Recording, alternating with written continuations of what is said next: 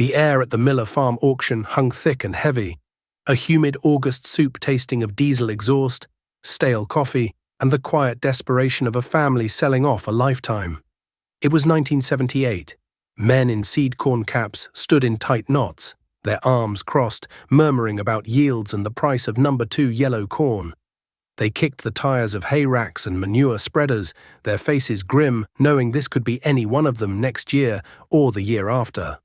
I was there, Caleb Stone, not to pick over the bones of a neighbor's misfortune, but because a man always needs something. A spare set of cultivators, a hydraulic cylinder, maybe a toolbox that wasn't rusted through.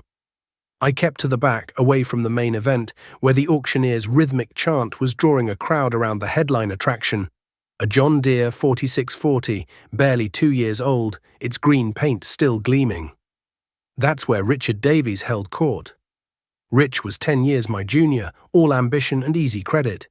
He stood with his hands on his hips, a smirk playing on his lips as the bidding climbed. He'd already bought the Miller place, a leveraged deal that had the old-timers at the co-op shaking their heads. Now he was buying the iron to work it. He let a few local boys run the price up, then, with a casual flick of his finger, he jumped the bid by $1,000. The crowd went silent. The auctioneer, a man who could smell a deep pocket from 100 yards, focused his entire attention on Rich. "I got 32,000, now 33. Will you give me 33? He bellowed, his gaze locked on Davies. Rich just shook his head, that confident smirk widening. 35, he said, his voice cutting through the auctioneer's patter. Let's finish this. The hammer fell. A ripple of impressed whispers went through the crowd. $35,000. It was more than my father had paid for our whole home quarter, the original 160 acres, back in 48. Rich signed the clerk's slip with a flourish, then sauntered away from the big green tractor like a man who'd just bought a pack of chewing gum. I turned my attention back to the junk line, the place where forgotten projects and mechanical failures went to die. And that's when I saw it. Tucked behind a busted grain auger and a set of worn-out disc blades sat a hulking faded red beast. It was an early model Versatile 145, one of the first true articulated four-wheel drives to come out of Canada. It was rough. The paint was sun-scorched to a dull orange, rust stains bled from every bolt hole, and the huge tires were cracked and weathered. A hand-painted sign on the windshield just said, "Runs rough, as is." Most men walked right past it. It was too big, too old, too much of a project. But I saw something else. I saw a simple, rugged design. I saw a Cummins diesel under the hood, a 504 V8, an engine known for being thirsty but tough as nails. I saw 4 equal-sized tires, a concept that meant power to the ground in a way a two-wheel drive could only dream of. I saw potential, buried under layers of neglect. The auctioneer finally got to the junk line as the crowd started to thin. When he got to the Versatile, he barely gave it a glance. "All right, boys, what am I bid for this old relic? Good for a boat anchor. Who'll give me $500 to start it?" Silence. $200. $200. I raised a finger. The auctioneer's eyes lit up. "I got 200 from Mr. Stone. Now 3. Who'll give me 3? Nobody moved. This was my territory, the land of forgotten iron. "Sold," he yelled, slamming his hand on the fender. $200 to Caleb Stone. Your problem now, Cal. As the clerk was writing me up, Rich Davies strolled over, his new purchase receipt sticking out of his shirt pocket. He looked at the Versatile, then at me, and let out a short, condescending laugh. "Buying another project, Cal?" he said, loud enough for the remaining farmers to hear. "You know, for what you spend in parts and time trying to keep that old junk running, you could make a payment on something that actually works, something new." I just kept my eyes on the clerk, signing my name. "This one's paid for, Rich," I said quietly. "Yeah, paid for," he scoffed. "And it'll probably sit in your fence row for the next 10 years. You can't farm in the space age with Stone Age equipment. The bank knows it. The co-op knows it. You're trying to win a horsepower race with a pony." He clapped me on the shoulder, a gesture that was meant to seem friendly, but felt like a shove. "Good luck to you," he said, and walked away, the undisputed king of the auction. I hitched the old tractor to the back of my grain truck, the heavy log chain groaning under the strain. As I pulled out of the Miller driveway, I saw Rich climbing into the cab of his gleaming 4640. He fired it up, and the sound of that modern six-cylinder turbo diesel was smooth, powerful, a clean roar. He gave me a little wave as I rumbled past, a pitying look on his face. Back at my farm, I parked the Versatile next to the machine shed. It looked even rougher sitting next to my other equipment, and none of that was new. There was my John Deere 4020, a '68 model, the best tractor Deere ever made in my opinion.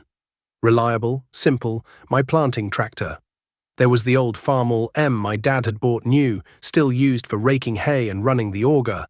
And my combine, an International 915, a machine most guys had sent to the scrapyard a decade ago. Every piece was mine. Not mine and the bank's, just mine. My father had a saying, "The bank is a fair-weather friend, son. They'll give you an umbrella when the sun is shining and demand it back the second it starts to rain." He'd lived through the 30s, seen his own father lose everything. He farmed his whole life with a fear of debt that he hammered into me like a fence post. We paid cash, or we did without. When he passed the farm to me, it was free and clear. Not a single debt against a single acre. That was the Stone way. Rich Davies and his kind, they were the new way. They called it leveraging your assets. They called it aggressive growth. My dad called it betting the farm. They saw debt as a tool. I saw it as a chain. That night I sat in my workshop, the smell of grease and old steel a familiar comfort. I looked out the open door at the silhouette of that old Versatile against the twilight sky. It was a gamble, no doubt. But it was my gamble, my $200, my time, my sweat. The math was simple. I called it freedom math. Zero debt equals 100% freedom. It didn't matter if your yields were a little lower or if your equipment was a little slower. When you own it all, you answer to no one. Not the bank, not the implement dealer, not the fast-talking loan officer. Before we get into the grease and the grit of rebuilding this old beast, I gotta ask you folks listening. Have you ever chosen the old reliable path when everyone else was chasing the new and shiny? Let me know down in the comments what piece of old iron you swear by, the one that never let you down. Alright, let's get back to it. The first order of business was that Cummins 504. The sign said, "Runs rough," which in auction speak could mean anything from a clogged fuel filter to a thrown rod. I spent a whole day just cleaning the grease and dirt off the engine block, trying to find the source of a dozen different oil leaks. I hooked up a battery charger and spun the engine over. It turned slow, like it was fighting itself, and when it finally coughed to life, it sounded like a coffee can full of bolts. It belched a cloud of blue smoke that told me it was burning oil, and a nasty knock echoed from deep inside the V8 block. It was worse than I thought. The engine had to come out. There was no fancy engine hoist in my shop. Just a heavy I-beam across the rafters and a 2-ton chain fall. I spent the next 2 days disconnecting everything. The drive shaft, the fuel lines, the wiring harness that was so brittle the insulation crumbled in my fingers. The radiator was a monster, a 6-foot-wide wall of copper fins. It took me and my neighbor, Old Man Hemlock, the better part of an afternoon to wrestle it out without damaging it.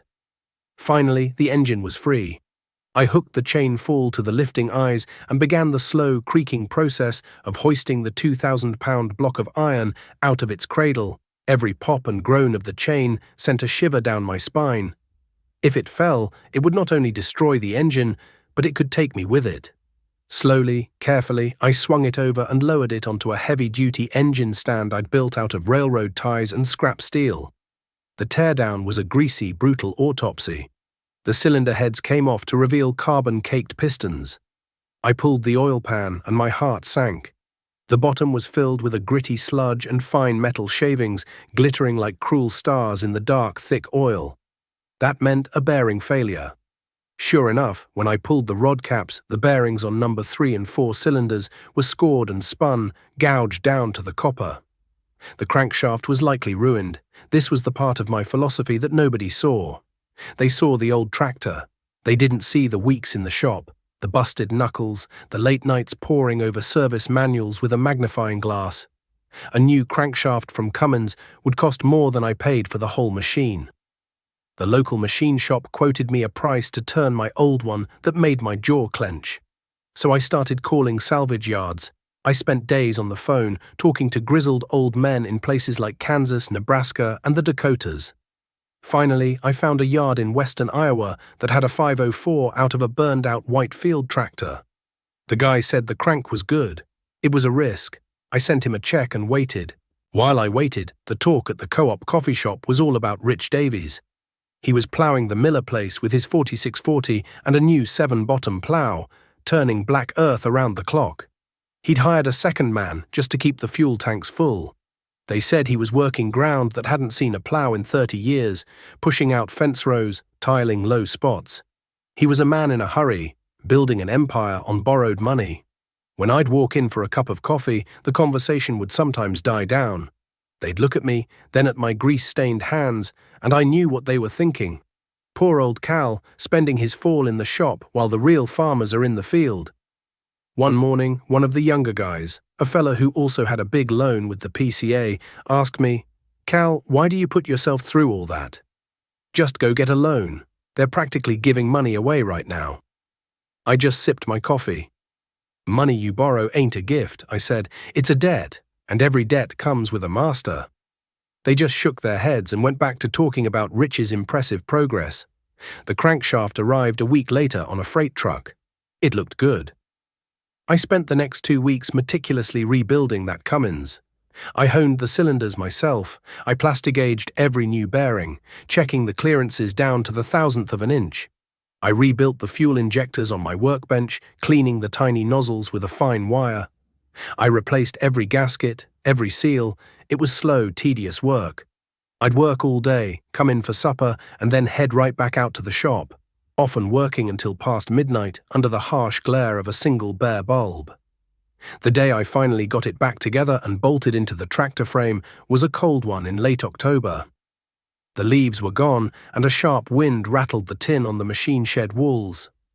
I bled the fuel system, checked the oil one last time, and climbed up onto the operator's platform. I hit the starter button. The engine spun over, faster this time, clean. It caught, sputtered, and then roared to life with a deep, throaty bellow that was 100 times healthier than before. There was no knock, no blue smoke, just the clean, powerful thunder of 8 cylinders firing in perfect harmony. I let it warm up, watching the oil pressure gauge settle right where it should be. A grin spread across my face, the first real one in weeks. I'd done it, but my victory was short-lived. I decided to take it for a test run just to see how it pulled. I hooked it up to my biggest chisel plow and drove out to a corn stubble field. I dropped the plow in the ground, throttled up the new engine, and let out the clutch. The tractor surged forward, the 4 big tires digging in, pulling the plow through the hard ground with an authority my 4020 could never match. It was working. It was magnificent. And then a loud bang, like a gunshot, echoed from underneath me. The tractor lurched violently to one side and ground to a halt, the engine still roaring, but the tractor going nowhere. I killed the engine, and a sickening silence fell over the field. I climbed down, my heart in my throat, and saw a pool of thick gear oil spreading in the dirt under the right front wheel. I knew instantly what it was. The planetary hub in the final drive had failed.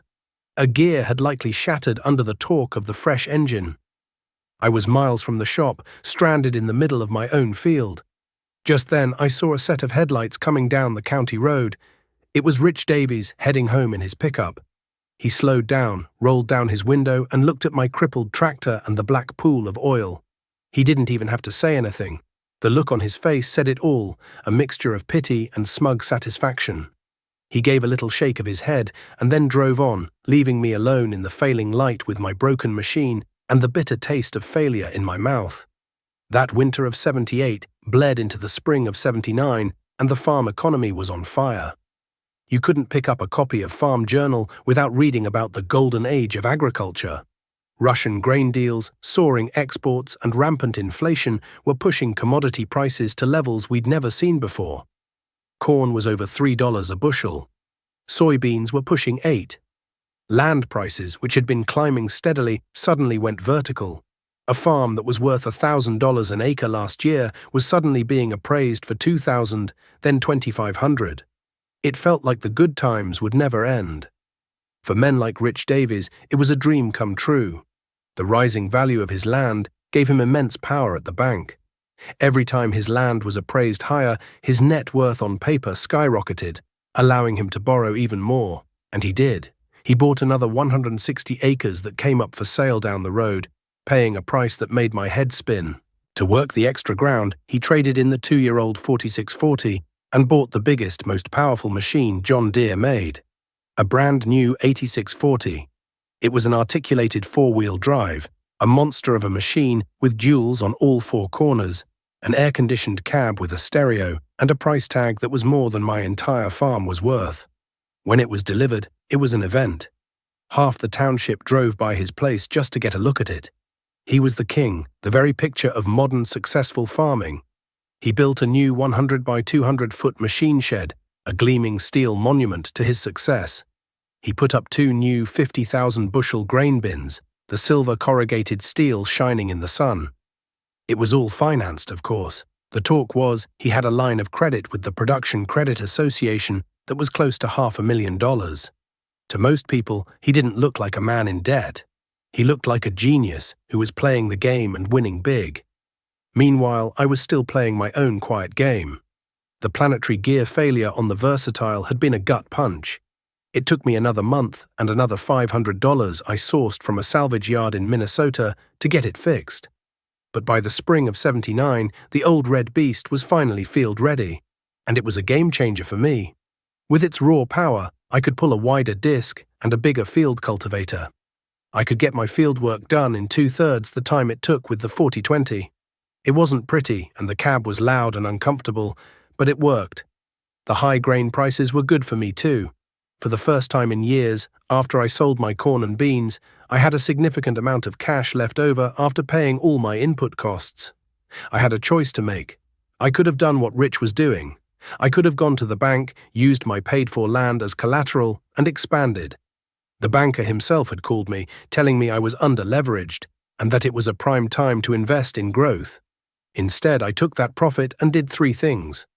First, I paid off my small operating note at the bank completely. Second, I walked into the co-op and paid cash, up front for all my seed, fertilizer, and chemicals for the next year, 1980.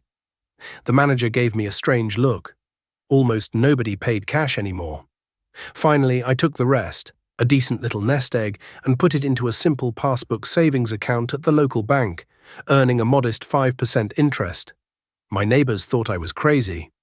Old man Hemlock stopped by one afternoon, watching me grease the combine. "Cal," he said, spitting a stream of tobacco juice, "the price of land is going up $100 an acre every month. You're sitting on a gold mine and treating it like a garden patch. You're leaving a fortune on the table." I understood his logic. On paper, he was right, but my father's words always echoed in my head. It ain't worth anything until you sell it, and if you sell it, you ain't a farmer anymore. My wealth wasn't in the theoretical value of my land. It was in the fact that it was mine. No one could take it from me. Rich Davies saw my conservatism as a personal failure.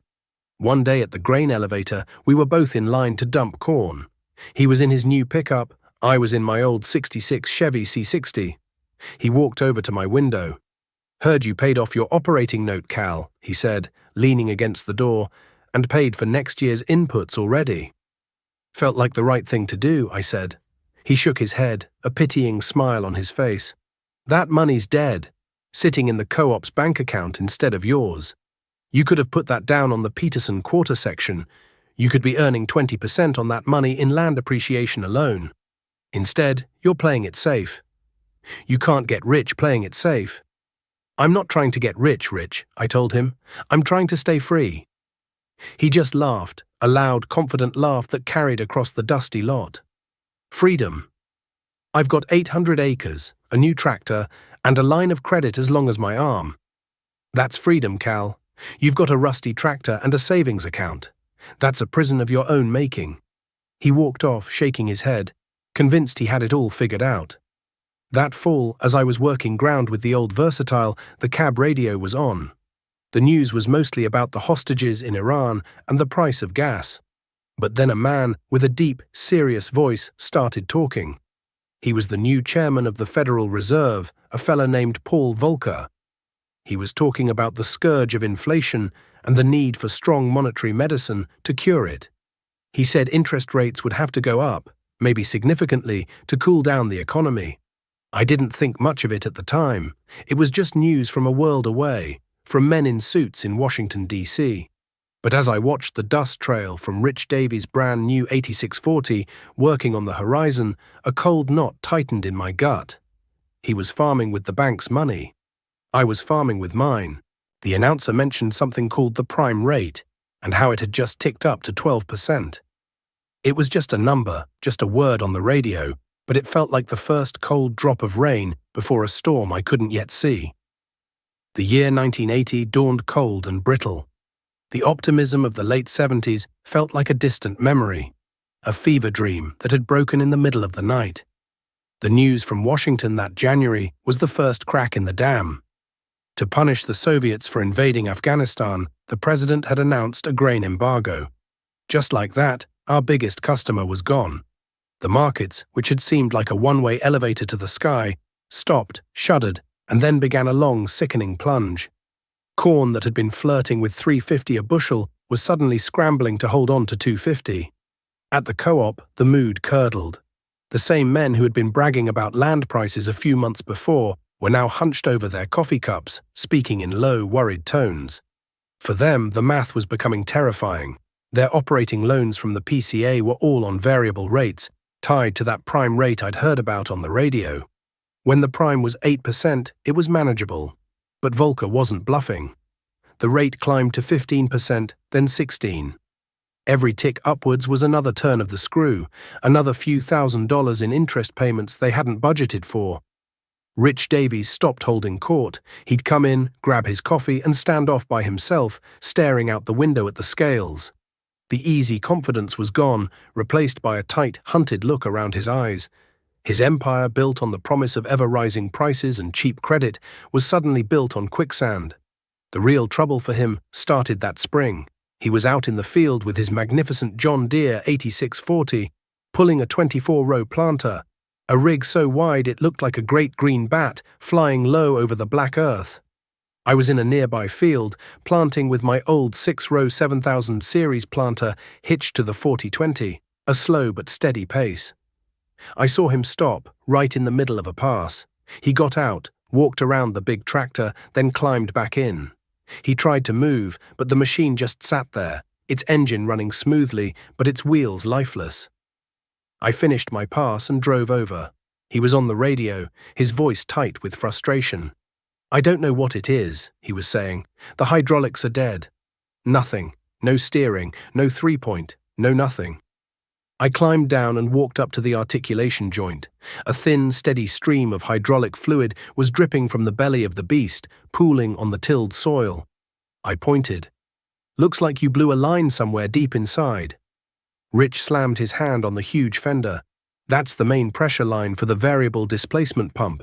It's buried under the cab. You can't even see it without splitting the tractor." He was right. It wasn't like my Versatile, where the hydraulic pump was bolted to the side of the engine and the lines were run along the frame, easy to see and get to. On his 8640, everything was compact, efficient, and completely inaccessible. It was designed for a dealer's service truck, not a farmer's workshop. The dealer sent out a mechanic the next day. They worked on it for 2 days, right there in the field, a portable crane brought in to lift the cab. The bill, as the story went around the co-op, was over $5,000. $3,000 for the proprietary pump and parts, and another $2,000 for the labor and the service call. $5,000 gone, in the middle of planting season, with corn prices in the toilet and his interest payments soaring. That was the first crack. You started hearing things. The fertilizer dealer mentioned that Rich was a little behind on his account. The fuel truck driver said his bill was running over 90 days past due. The confident king of the auction was starting to look like any other man drowning in red ink. His new machine shed, once a symbol of his success, now just looked like another massive liability, Another payment he had to make every month, rain or shine, high prices or low. I, on the other hand, was having a decent spring. The old Versatile, with its rebuilt engine and salvaged planetary, was a brute. It pulled my 30-foot field cultivator without breaking a sweat. One afternoon, the water pump started to leak.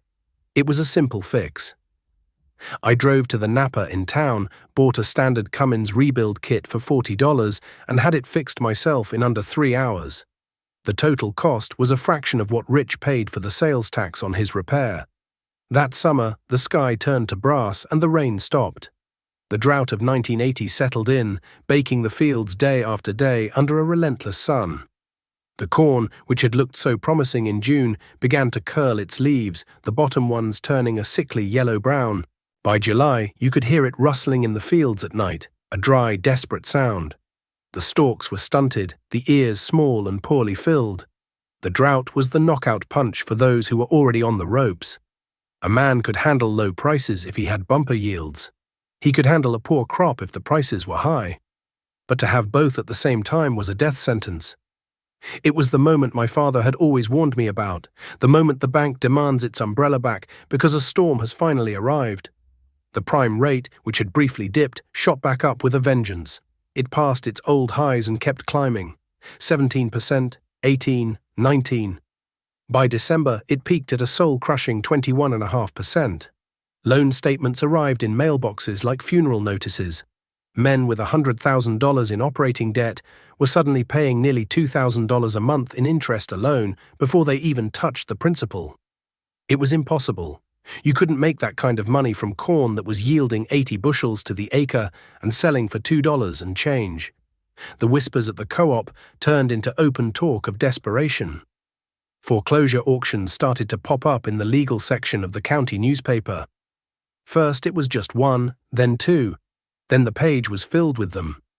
Good families, hard-working men who had farmed the same ground for generations, were being sold out on the courthouse steps.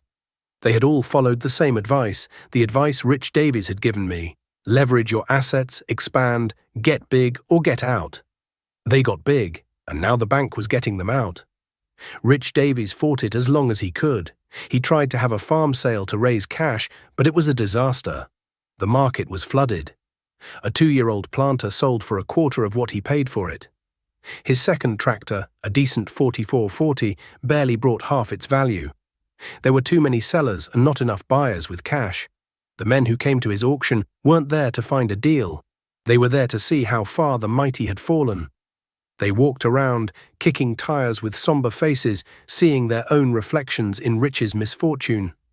I saw him there, standing by his new machine shed, watching the auctioneer sell off his life piece by piece. The confident smirk was long gone, replaced by a hollow, vacant stare. He looked 10 years older than he had at the Miller sale just a few years prior. He had played the game by the rules he was given, and the rules had changed in the middle of the fourth quarter. His gleaming 8640 wasn't in the sale line. The bank had already repossessed it.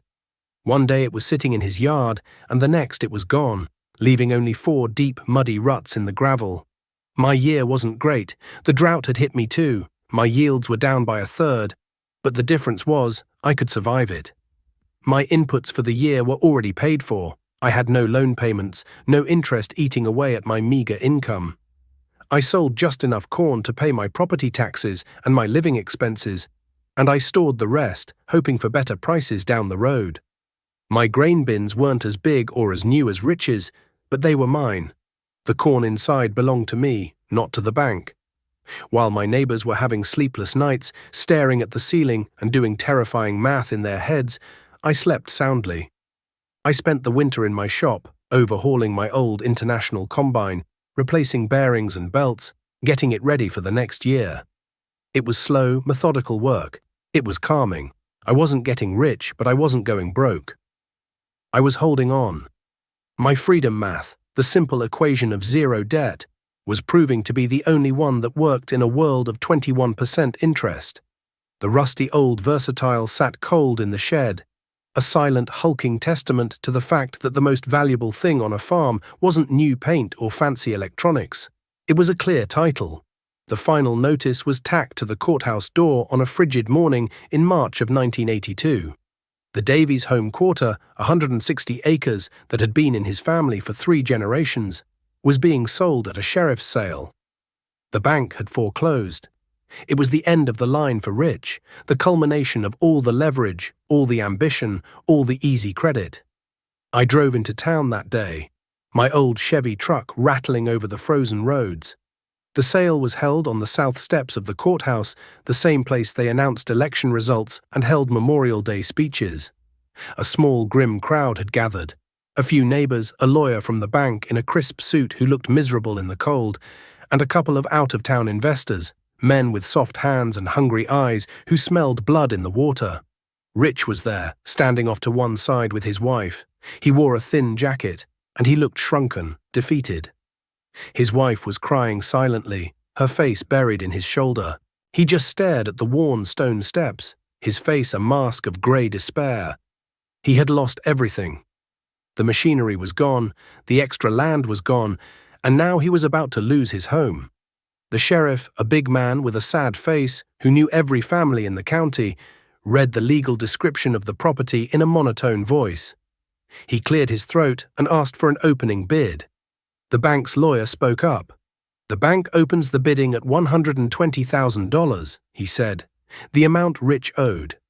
Silence. The investors looked at each other, waiting. They knew the land was worth more, but in a forced sale, they could steal it.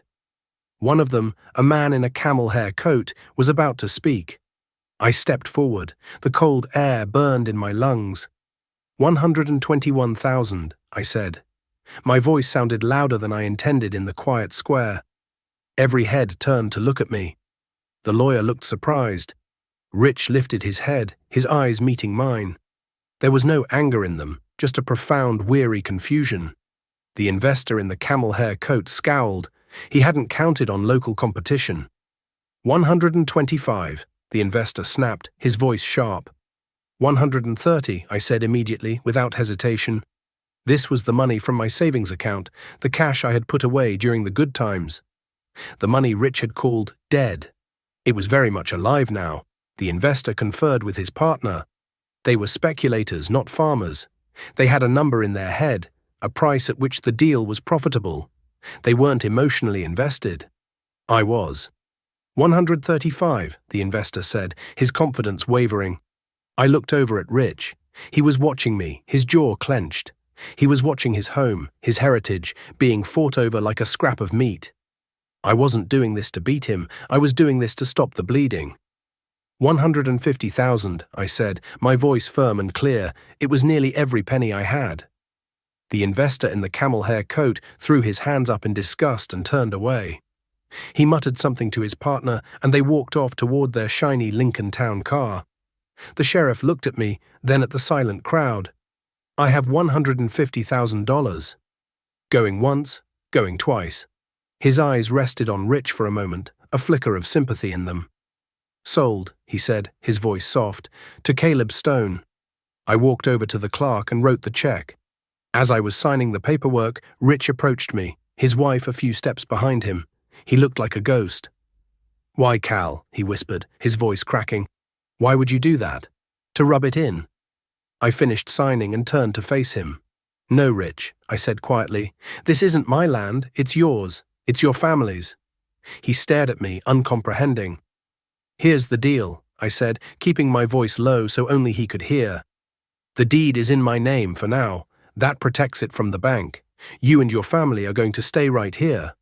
You're going to farm it. You're going to pay me a fair cash rent, what you can afford, until you're back on your feet. And when you are, you're going to buy it back from me for exactly what I paid for it today, not a penny more." He just stood there, his mouth slightly open, as the meaning of my words sank in. His wife let out a small sob, a sound of relief, not sorrow. Tears welled up in Rich's eyes, and he looked away, ashamed and grateful all at once. I don't understand," he stammered. "You told me once that my money was in a prison," I said. "You were wrong. My money bought me freedom, and today it was enough to buy you a second chance. Now go home, Rich. There's spring work to be done." The next few years were lean, but the worst was over. The community slowly began to heal. The phrase, "a good farmer," no longer meant the man with the biggest, newest equipment. It meant the man who was still there. The survivors. My quiet, debt-free approach, once seen as eccentric and backward, was now regarded with a new respect. Old man Hemlock stopped by one day and just nodded at me. "Your father was a smart man, Cal," he said, "smarter than all of us." Rich and I worked out a partnership. He had the energy and the drive. I had the stability and the equipment. He used my Versatile and my 40/20 to farm his home place and some of mine. We split the costs and the profits. The arrogance was gone, replaced by a quiet, fierce determination. He worked harder than I'd ever seen him work, driven by the chance to reclaim his family's name. It took him nearly 7 years, but one full day, he walked into my kitchen and laid a cashier's check on the table for $150,000. We went to the lawyer's office the next day and signed the deed back over to him. We didn't say much. We didn't have to. We just shook hands, two farmers who had weathered the same storm but in very different boats. Years later, my own son, Daniel, was home from college for the summer. He was a good kid, smart about computers and new technology, but I wanted him to know the feel of steel in his hands. I had him out in the shop with me, helping me do an in-frame overhaul on the old 40/20. It was greasy, knuckle-busting work. He wiped the sweat from his forehead with the back of a greasy hand. "Dad," he said, "wouldn't it just be easier to trade this in? Get something newer, with air conditioning?" I stopped turning the torque wrench and looked at him. Then I looked around the shop. The Versatile 145 was parked in the corner, its faded red paint covered in a layer of honorable dust. It still had the same Cummins V8 I'd rebuilt all those years ago. It had over 10,000 hours on it now, and it still started every time. "Easier isn't always better, son," I said. I pointed to the Versatile. "You see that tractor? I bought it for $200 at an auction. A man, a very smart man by the world's standards, laughed at me that day. He said I was trying to win a horsepower race with a pony." I paused, letting the weight of the memory settle in the quiet shop. "Well, he bought a racehorse, financed to the hilt, and when the economy turned, the bank came and took his racehorse away. My old pony, it was never going to win any races. But it was mine. When the storms came, it was still in my barn. That's freedom math. It's not about how much you can borrow. It's about how much you can control. It's about owning your work, your land, your life. The bank is a fair weather friend. Never ever forget that." Daniel was quiet for a long time, just looking at the old red tractor. I could see him turning it over in his mind, connecting the story to the hulking piece of iron in the corner. He finally nodded. "I get it, Dad," he said. I smiled and handed him the wrench. "Good," I said. "Now let's get this head torqued down. We've got hay to rake tomorrow." I watched him work, his young hands learning the old ways. Outside, the sun was setting over the fields that were truly ours. The gentle evening breeze carried the scent of freshly cut alfalfa and the promise of another day. I had never built an empire. I had never been the king of the auction. But I had survived. I had endured. And I had a legacy to pass on, a legacy written not in dollars and cents, but in the quiet, unshakable freedom of a life lived without chains.